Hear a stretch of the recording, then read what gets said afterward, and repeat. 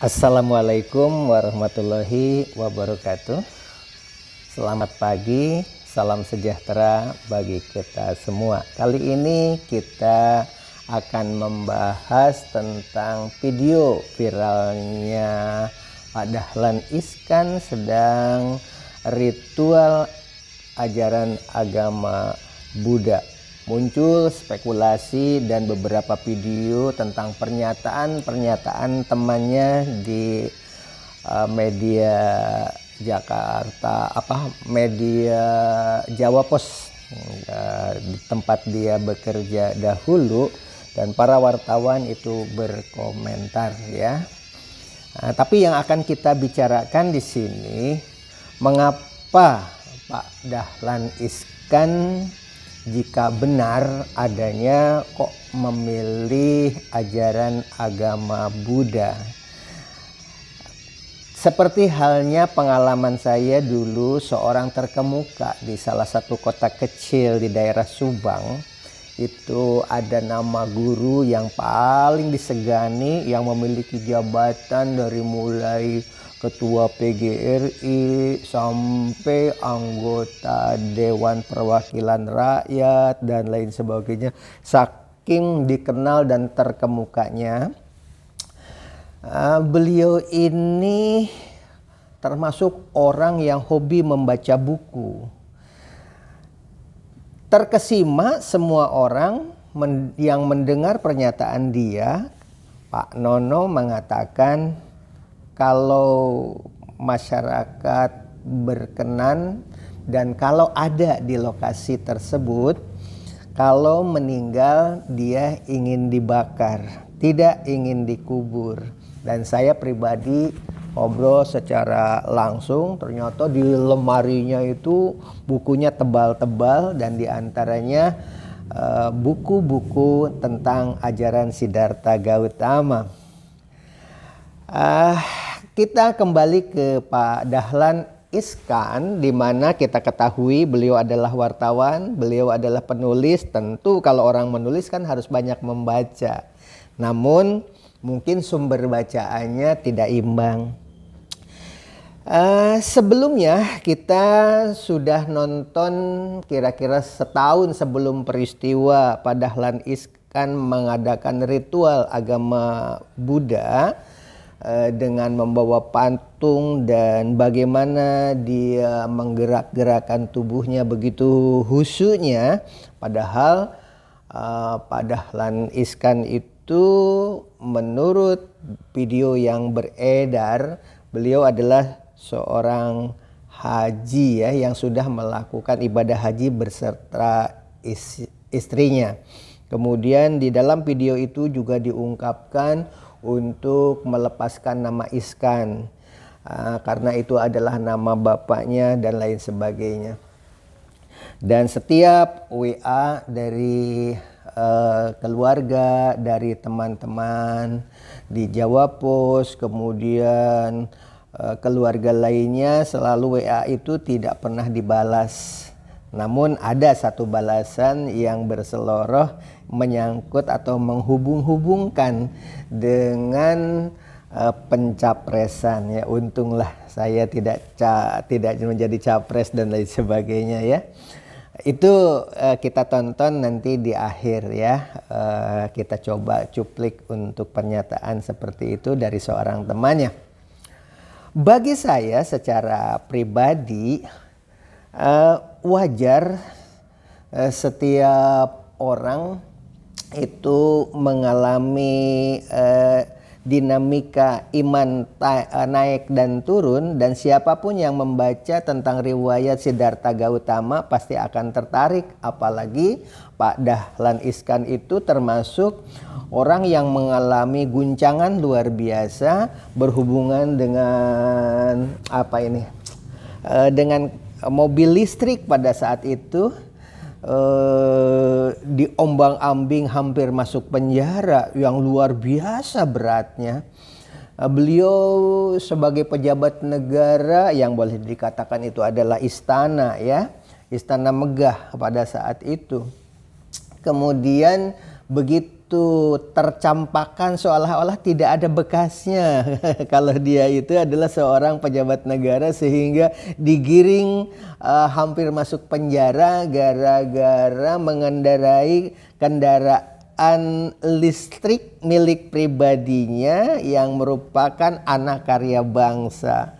Kok tidak ada ternyuh begitu kalau ini adalah kendaraan listrik anak bangsa ketika dunia sedang heboh-hebohnya untuk mengurangi bahan bakar minyak, dan Pak Dahlan Iskan terobosannya luar biasa. Sayang begitu kendaraannya kecelakaan, diusiklah bahwa itu mobil belum mendapatkan rekomendasi dari pemerintah, sehingga hampir masuk penjara ya pada saat itu. Nah, dalam keadaan seperti itu, guncangan-guncangan seperti itu, karena Pak Dahlan Iskan itu hobi membaca dan menulis, tentu bacaan-bacaan itu seperti halnya Bapak Nono yang pernah saya ceritakan, yang saya hormati, yang hobi membaca karena bukunya tebal-tebal tentang Siddhartha Gautama begitu, sehingga meninggalnya ingin dibakar. Walaupun di lingkungan situ itu tidak ada komunitas agama Buddha. Pertanyaannya, mengapa saya begitu yakin siapapun yang membaca buku riwayat Siddhartha Gautama akan tertarik? Jawabannya sederhana, karena banyak sekali pendapat-pendapat para kiai, para penulis yang berhubungan dengan kitab suci Al-Quran, bahwa Siddhartha Gautama itu merupakan seorang nabi. Pendapat pertama menyatakan bahwa Siddhartha Gautama itu adalah Nabi Idris alaihissalam katanya. Adapun yang berpendapat bahwa Siddhartha Gautama itu adalah Nabi Zulkifli alaihissalam. Karena dia seorang nabi, jelas kalau itu ditulis dan secara rinci, semua orang akan terenyuh membacanya. Karena Siddhartha Gautama itu menyatu dengan kehidupan alam semesta ini, keluar dari kehidupan yang mewah, kemudian dia bertapa di bawah pohon Bodhi sehingga mendapatkan wahyu. Seperti halnya Nabi Muhammad itu mendapatkan wahyunya kan di Gua Hira ya, di Gua Hira itu. Sedangkan Siddhartha Gautama itu mendapatkan wahyunya itu di Gua Hira, di bawah pohon Bodhi begitu. Nah, Pak Dahlan Iskan itu dari istana kerajaan negara Republik Indonesia yang dihormati, yang disegani itu, tiba-tiba dia disudutkan gara-gara mobil listrik, di mana mobil listrik itu adalah mobil buatan bangsa Indonesia yang spektakuler pada saat itu, beritanya heboh karena dunia manapun belum ada yang membuat mobil secanggih atau sedahsyat Dahlan Iskan. Jadi ingat tahun 1970-an pada saat itu ketika saya masih belajar membaca pro dan kontra tentang kendaraan buatan Indonesia, di mana perguruan tinggi pada saat itu di Indonesia sedang menciptakan produk mobil, tetapi malah yang dimunculkan mobil merek Toyota bentuk kotak, diakui atau diklaim itu adalah mobil buatan Indonesia. Ketika saya ke Tanah Suci juga sama, di Arab Saudi itu menganggap mobil Toyota itu adalah mobil produksi Indonesia. Ya begitulah perpolitikan ya, sehingga wajar Pak Dahlan Iskan itu kalau sudah membaca riwayat Siddhartha Gautama dihubungkan dengan kondisi dirinya seperti itu, seperti ada kemiripan ya dengan peristiwa Siddhartha Gautama. Dia pergi meninggalkan kehidupan mewah dan bertapa. Padahal kalau Pak Dahlan Iskan membaca tentang Nabi Idris, kemudian Nabi Zulkifli dan lain sebagainya, mungkin akan, oh iya, ternyata Siddhartha Gautama itu sesungguhnya ajarannya sama dengan ajaran agama Islam, ajaran agama yang dianut oleh Nabi Isa alaihi salam, termasuk ajaran agama yang dianut oleh nabi-nabi sebelumnya, termasuk Nabi Adam alaihi salam. Untuk lebih jelasnya kita akan uraikan ini dalam bentuk rekaman lain ya, translate dari berbagai tulisan akan kita translate, dan tontonlah sampai tuntas tentang kisah Siddhartha Gautama adalah nabi ya.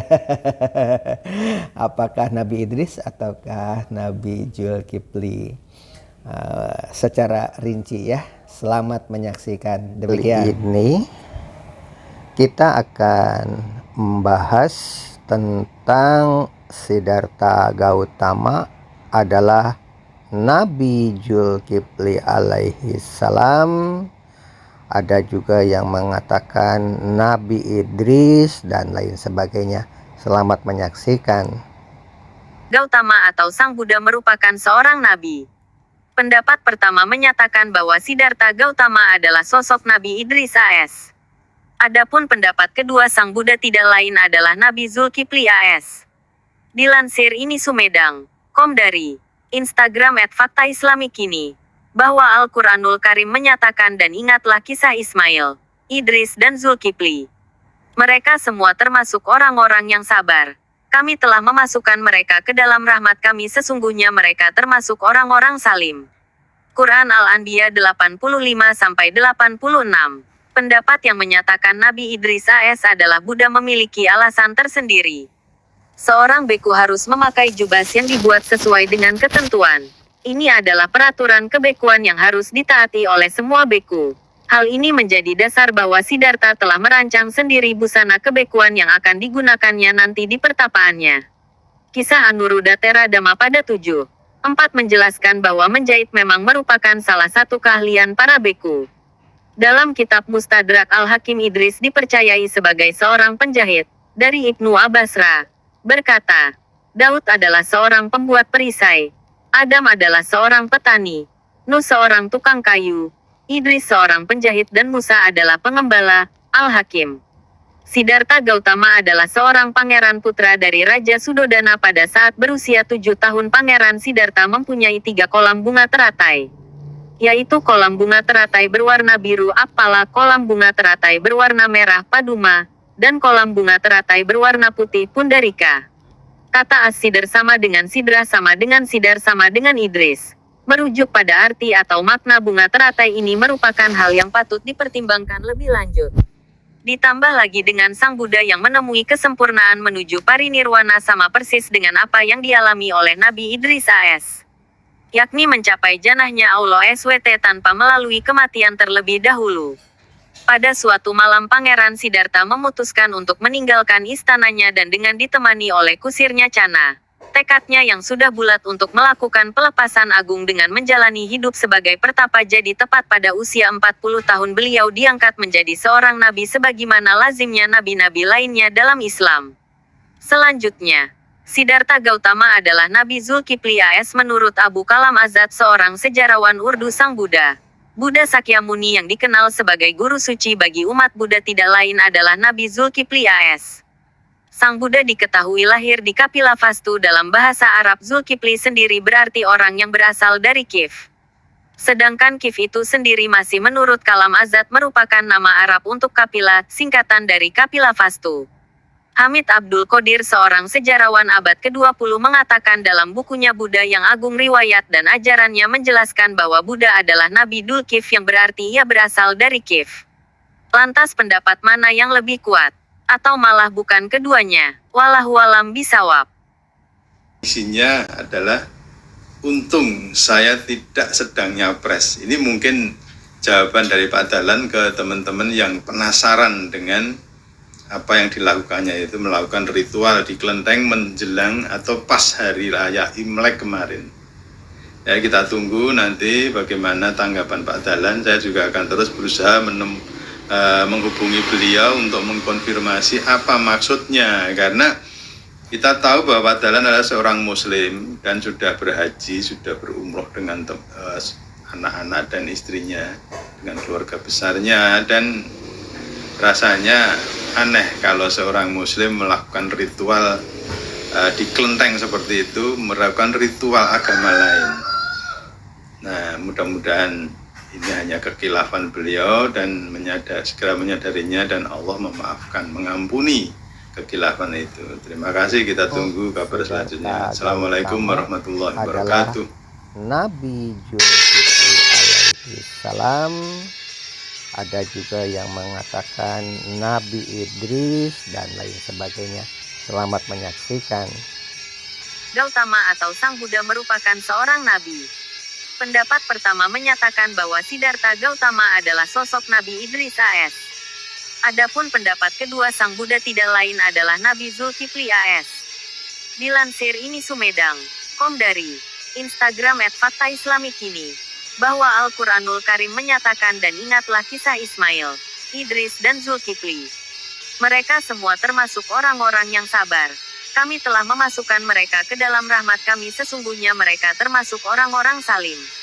Quran Al-Anbiya 85-86.